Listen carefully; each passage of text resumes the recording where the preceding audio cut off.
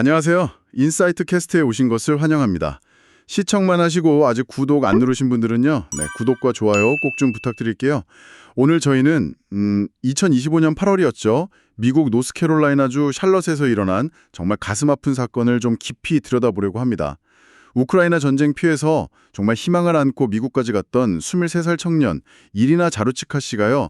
너무나 평범한 일상 속 경전철 안에서 갑자기 공격받아서 세상을 떠난 사건입니다. 여러분께서 또 공유해 주신 여러 자료들을 바탕으로 이 비극 뒤에 어떤 일들이 있었는지 좀 차근차근 살펴보겠습니다. 이 사건이 그냥 뭐랄까 단순한 범죄 뉴스 그 이상인 것 같아요. 한 사람의 정말 안타까운 죽음 뒤에 숨겨진 미국 사회 시스템의 여러 문제점들, 이게 수면 위로 드러난 계기가 됐거든요. 그래서 오늘은 이 사건을 통해서 드러난 그 사법 시스템의 문제점이라든지 또 정신건강 관리 체계의 어떤 공백, 그리고 대중교통 안전망, 이런 부분들의 취약성까지 좀 복합적으로 짚어보려고 합니다. 네, 맞습니다. 이걸 그냥 예측 불가능한 어떤 불운이다, 아니면 그냥 한 사람의 이상 행동이다, 이렇게만 봐서는 사실 본질을 좀 놓치기 쉬워요.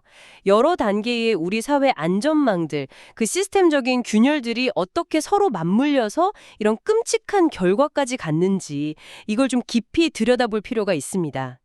이 비극이 결국 우리 사회 전체에 던지는 질문이 뭔지, 또 어떻게 하면 이런 일을 막을 수 있을지 좀 같이 고민해보는 시간이 됐으면 합니다. 네. 그럼 먼저 사건 발생 당시 상황부터 좀 자세히 알아볼까요? 그리고 안타깝게 희생된 이리나 자루추카 씨는 어떤 분이었는지. 시간은 2025년 8월 22일 금요일 저녁이었죠. 네, 샬롯 시내 다니는 LYNX, 블루라인 경전철 내부였어요. 맞아요. 거기서 23살 이리나 씨가 평범하게 자리에 앉아 있었는데 정말 갑작스럽게 등 뒤에서 휘두른 흉기 질렸습니다. 이리나 씨는 원래 우크라이나 수도 키우 출신이었어요. 네. 2022년에 러시아가 침공하면서 전쟁이 터졌잖아요. 그때 가족들이랑 같이 폭격 피해서 미국으로 건너온 난민이었던 거죠. 전쟁을 피해서 온 거군요. 네. 샬럿에 정착한 지도 얼마 안 됐었고 이제 막 새로운 삶을 좀 평화롭게 시작해 보려고 하던 바로 그런 때였다고 합니다. 주변 사람들 증언 들어보면요. 정말 천사 같은 사람, 세상을 밝게 비추던 아름다운 영혼이었다고 다들 너무 슬퍼하더라고요. 아, 정말 안타깝네요. 그러니까요.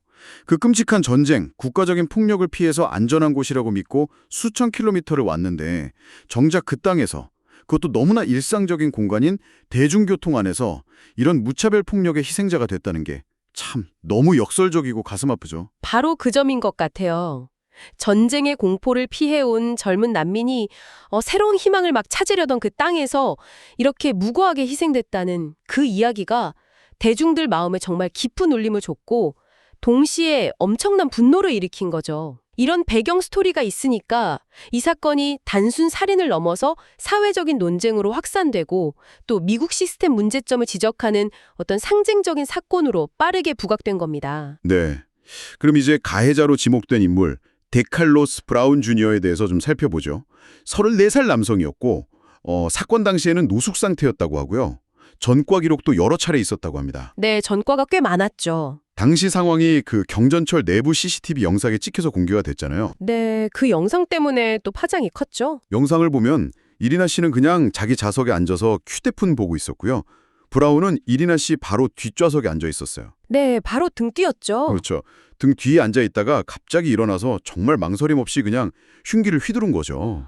아, 정말 끔찍한 장면이었어요. 경찰 조사 결과로는 두 사람은 전혀 모르는 사이였고 원한 관계라든가 어떤 범행 동기랄 만한 걸 전혀 찾을 수가 없었다고 해요. 그야말로 묻지마 폭력인 거죠. 네, 전형적인 그런 형태였습니다.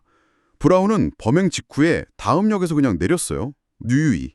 근데 얼마 못 가서 출동한 경찰한테 바로 체포됐고요. 네, 신속하게 잡히긴 했죠. 체포될 때 손에 좀 부상을 입어서 병원 치료받고 그다음에 1급 살인 혐의로 기소돼서 구금된 상태입니다. 이런 식의 어떤 무작위적이고 동기 없는 폭력은 사실 그 현대 도시 사회가 가진 어떤 근원적인 불안감을 건드리는 것 같아요. 가해자랑 피해자 사이에 아무런 이유나 연결고리가 없다는 그 사실 자체가 언제 어디서든 나도 당할 수 있다는 그런 공포심을 시민들 사이에 확산시키거든요. 이 사건이 그런 불안감을 아주 극명하게 보여준 사례라고 할 수 있겠습니다. 네. 그런데 이 브라운의 과거를 좀 자세히 들여다보면요. 이게 결코 그냥 갑자기 일어난 돌발 행동이 아니라는 걸 알 수 있거든요. 범죄 기록이 2011년부터 시작돼요. 근데 단순 절도 이런 것뿐만 아니라 위험한 무기 사용한 강도, 협박 이런 강력 범죄 포함해서 무려 14건의 전과가 있었다고 합니다. 14건이요? 와. 네, 특히 2015년에는 무장 강도로 유죄 판결받고 한 5년 정도 복역하고 2020년 9월에 출소했어요. 5년 복역하고 나왔군요. 그런데 그걸로 끝난 게 아니죠. 출소하고 한 2년 만인 2022년에 또 여성을 폭행해서 체포됐고요. 그리고 정말 결정적인 사건이 2025년 1월에 있었습니다. 바로 올해 초에요. 네, 그 사건이 중요하죠. 911 긴급전화 시스템을 오용한 혐의로 체포됐을 때인데 이때 경찰한테 이상한 말을 했어요. 인공물질, 외계물질 같은 것에 내가 조종당하고 있다. 이런 식으로요. 아, 그 발언이요. 네, 누가 들어도 좀 비상식적이고 이해하기 어려운 주장이잖아요. 이게 그냥 거짓말이나 핑계라기보다는 뭔가 심각한 정신질환, 망상이나 환각 같은 증상을 의심하게 하는 그런 단서였던 거죠. 바로 그겁니다. 그 2025년 1월 사건이 어쩌면 시스템이 제대로만 작동했다면 이 비극을 막을 수도 있었을지 모를 그런 결정적인 분기점이었어요. 브라운의 이력을 보면 단순히 전과가 많다는 걸 넘어서 반복되는 폭력성하고 명백한 정신질환 징후가 이렇게 결합된 아주 위험한 패턴을 보여주고 있었거든요.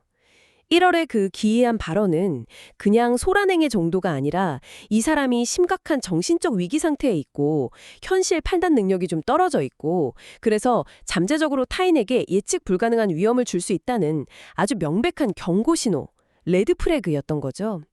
그런데 이 강력한 신호가 정말 안타깝게도 어떤 적절한 정신과적인 평가나 개입으로 이어지지 못했어요.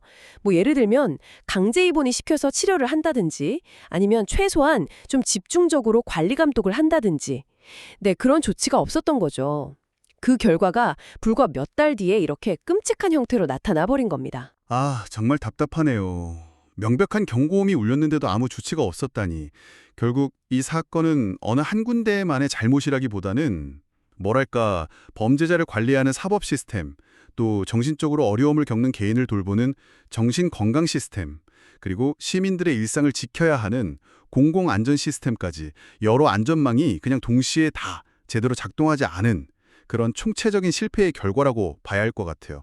이 중에 어느 하나라도 좀 제대로 작동했더라면 이리나 씨의 그 허망한 죽음을 막을 수 있지 않았을까요? 정확한 지적입니다. 여러 시스템의 실패가 마치 도미노처럼 연쇄적으로 작용해서 비극을 만든 거죠. 첫 번째로 그 사법 시스템의 실패를 봐야 하는데요.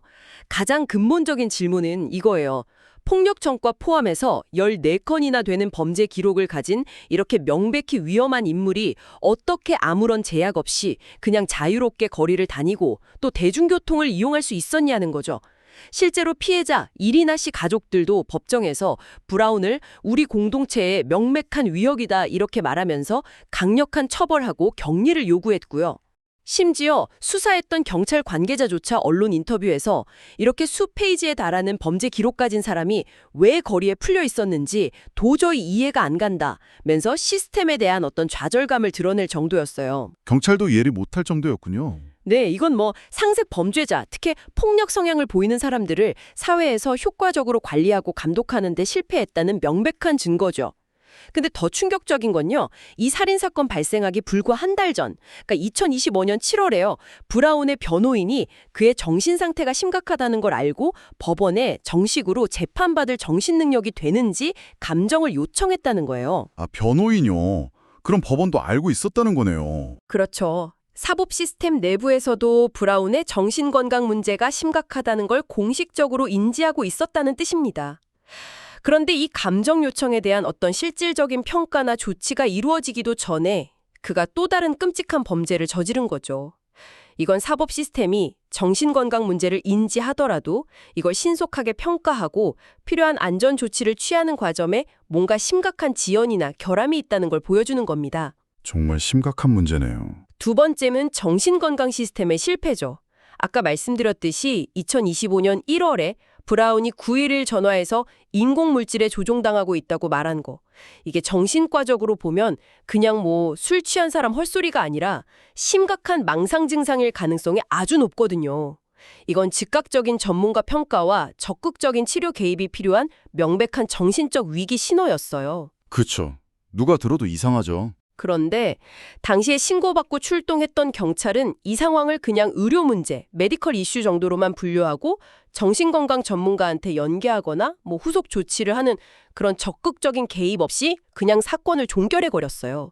이 결정적인 개입의 기회를 놓친 것이 결국 비극으로 이어진 또 하나의 중요한 고리라고 볼 수 있습니다. 경찰이 그냥 의료 문제로만 봤군요. 동시에 그 알미 실질적인 치료나 관리로 이어지는 의료 시스템과의 연계가 얼마나 약했는지를 또 역설적으로 보여주는 거예요.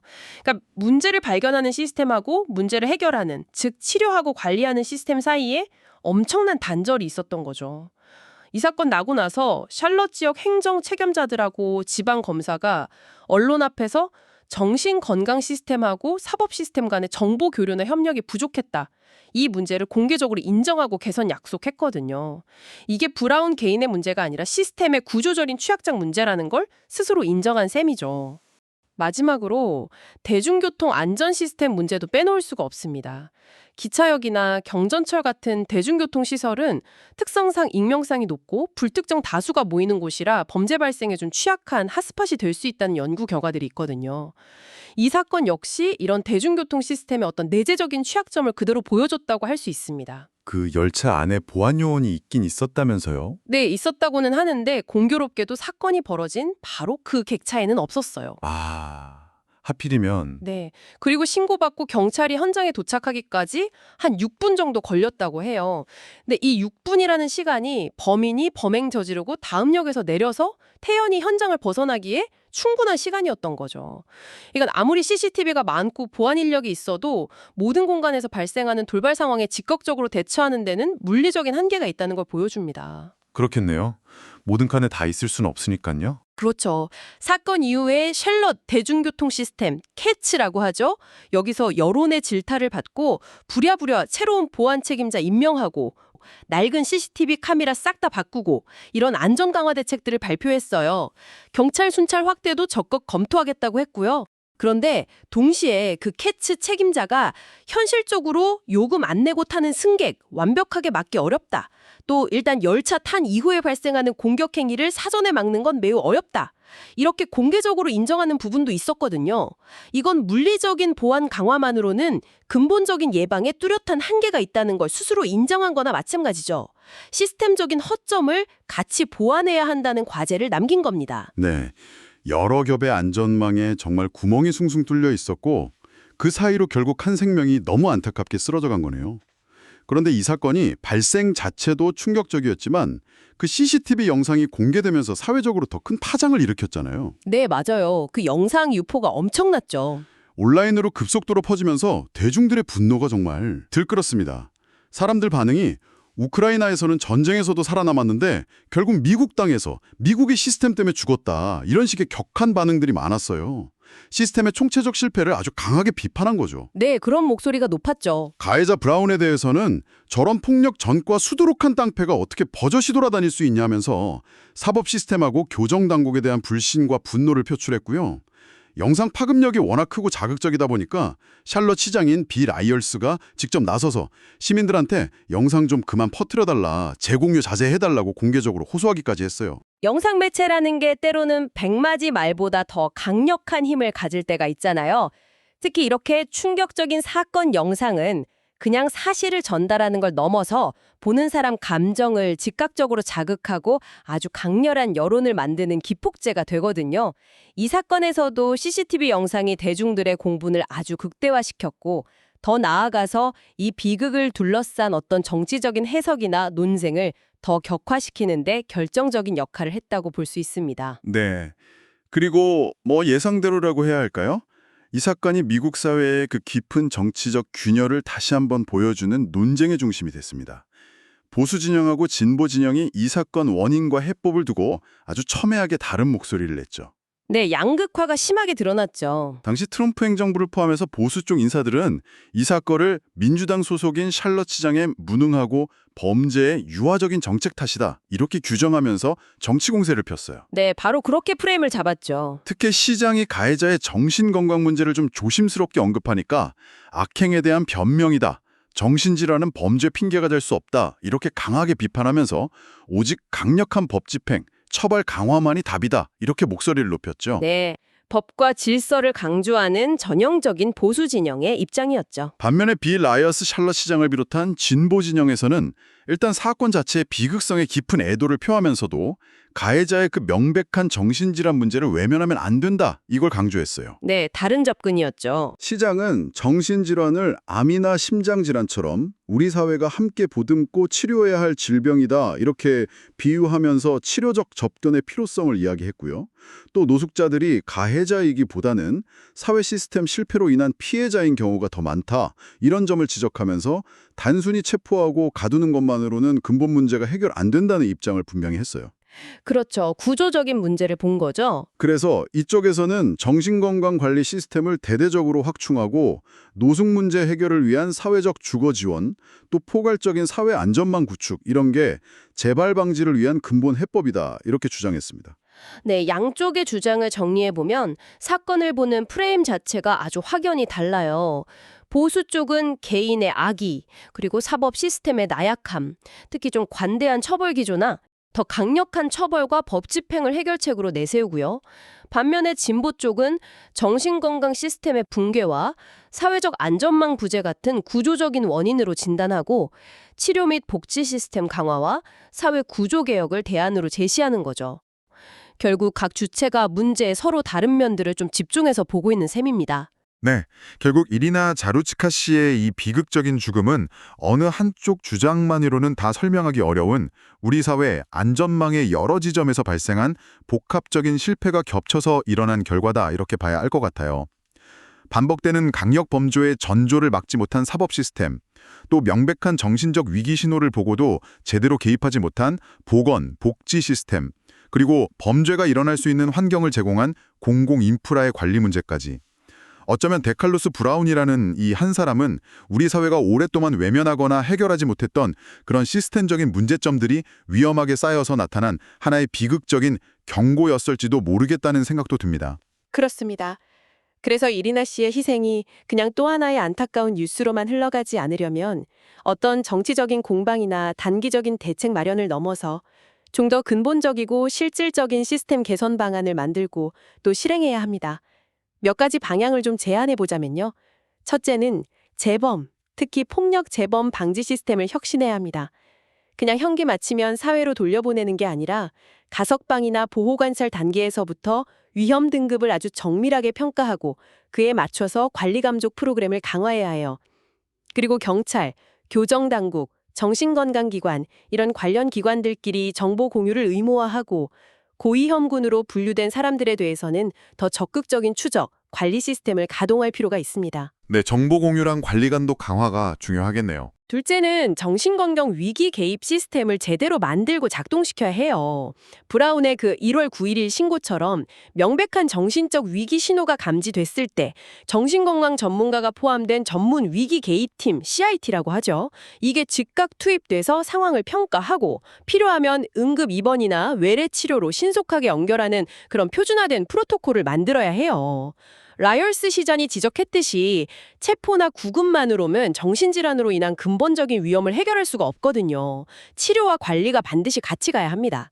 셋째, 대중교통 안전 시스템 역시 좀 다각적인 접근이 필요해요. CCTV 성능 개선이나 보안 요원 늘리는 거, 이런 물리적 보안 강화 당연히 필요하죠. 근데 그것만으로는 충분하지 않아요. 무임승차 같은 시스템 운영상의 허점을 최소화하고 이걸 악용하는 사례를 줄여나가야 하고요. 또 경찰하고 교통당국 간의 실시간 정보 공유, 긴밀한 협력 체계를 만들어서 범죄 발생 시 신속 대응뿐만 아니라 사전에 위험 요소를 감지하고 예방하는 첫 번째 방어선 역할도 강화해야 합니다. 네, 물리적 보완뿐 아니라 시스템 운영 개선, 기관 간 협력까지 필요하다는 말씀이시군요. 정말 전쟁의 포화를 피해온 젊은 생명이 너무나도 허망하게 낯선 땅에서 쓰러져간 이 사건은요. 우리 사회의 안전망이라는 게 때로는 얼마나 취약할 수 있는지를 보여주는 비극적인 거울 같다는 생각이 듭니다. 이리나 자루츠카 씨의 명복을 빌면서 다시는 이런 안타까운 희생이 반복되지 않도록 시스템의 빈틈을 메우기 위한 우리 사회 전체의 지속적인 노력이 필요할 것 같습니다. 오늘 저희가 함께 나눈 이야기들을 들으시면서 여러분은 어떤 생각을 하셨나요? 어쩌면 이런 시스템의 실패라는 것이 결국은 우리 사회 구성원 개개인의 어떤 무관심이나 외면 속에서 자라나는 건 아닐까, 뭐 이런 생각도 해보게 됩니다. 우리 사회의 안전망은 과연 누구를 위한 것이고 또 어떻게 해야만 더 촘촘하고 견고하게 만들 수 있을지 오늘 여러분께서도 잠시 시간을 내서 함께 고민해 보시면 좋겠습니다. 오늘 캐스트가 좋으셨다면 구독과 좋아요 다시 한번 부탁드립니다. 감사합니다.